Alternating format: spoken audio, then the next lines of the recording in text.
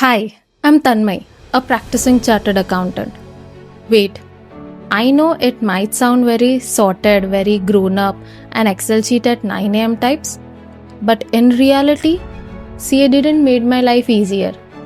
It just made me more aware of the things that actually matter, which is important, right? Somewhere between articleship, exams, and never ending last day revisions, I realized I love change, even though I wasn't comfortable with it. Like, I wanted to start creating videos since last year, and it took me a year to finally start those. After considering all the possible consequences, opportunity cost, etc., etc. I'm kind of a person who might look very calm on outside but has 17 tabs open in their head. Additionally, I paint, I always have. If you notice the paintings behind me, I did those.